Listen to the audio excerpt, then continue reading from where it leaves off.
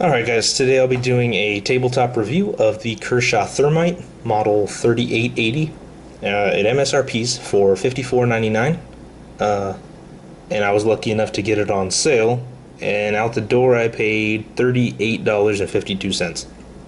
So first, before I get into any of the specs or anything, I want to say this knife has a great hand feel, a real solid weight to it. It just feels amazing. I've been using the SOG Flash 2 for the last couple of months here and got used to the high quality of the SOG feel, so I wanted something like that, and I went to Walmart and was picking up a couple knives, and nothing really felt good. They all kind of felt cheap and light and just kind of, I don't know, they didn't do it for me. So finally I went to an actual gun store in a place called Shoot Straight here in Tampa. Oops, bumped the table, my bad. A place called Shoot Straight here in Tampa, and was able to pick this guy up, and even better, it was on sale. So, alright, well, let's get into the actual knife here. Give you a quick little overview, and then we'll start with the blade. Nice little knife. The blade is a 3.5 inch stone washed non-serrated blade. It has the Spanto tip that was made for piercing. It's made out of the 8CR13 MOV steel, like Spyderco's, and similar to the SOG knives. It's a high quality budget steel, so it's not high end, but it's a good steel.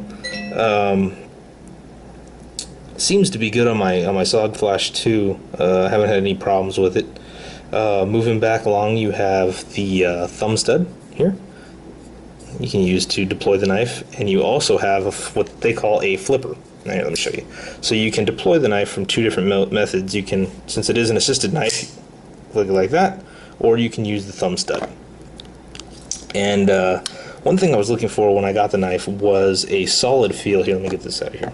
Was a solid feel in the deployment of the knife. So when it actually engages the assisted piston or whatever, I wanted it to feel solid. I didn't want it to feel flimsy and like something that was just going to fall apart.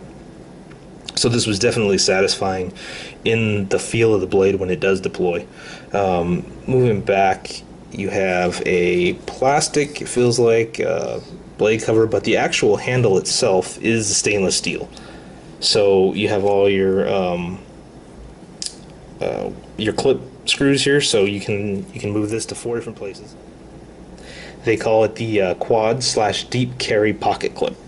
And when they say quad, because you can, this is the default configuration that it comes with. It comes on, when it sits in your pocket, it's going to be blade tip down, which isn't the fastest for the deployment, by the way. I'm going to switch it around over here so that it'll be tip up, so that when I pull it out of my pocket, my hand will already be cradling it like that, and I can deploy the blade and be ready to go if I ever need it in a bad situation. It also has a lanyard hole, or in some models that's a blade lock, but here it's just open, so they call it a lanyard loop or lanyard hole. Oh, anyway, going back to the quad clip, you can, so it's got a mount here, it's got a mount here, it's got a mount here in the plastic, the black plastic right there, and then a mount here.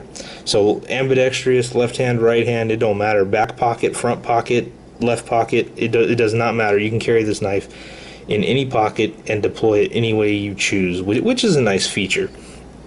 Now the pocket is nice, it does sit in your pocket nice. This does stick a little bit out more than the SOG Flash 2 that I'm used to, but it still feels great in your pocket. You barely know it's there. The thing I don't kind of care for is the frame lock. That's the method it uses to secure the blade. It's a kind of standard pocket knife lock, but I'm kind of a fan of the fancy SOG push down lock. It's got a lock right here, a blade lock. But you know, for half the price, or less, more than half the price. Wait. You know what I mean. I'll deal with it. It's still a great filling knife. The overall weight is 4.9 ounces, so it has a great little feel. So 3.5 inch blade, overall length of 8.4 inches, and it's 4.9 inches when it's closed up. So overall, this is a great little knife, guys, and I'm gonna get some testing into it and start beating it up a little bit, and then I'll make a follow-up video to see how it's been. Alright guys, another knife review. Thanks for watching. Have a good day.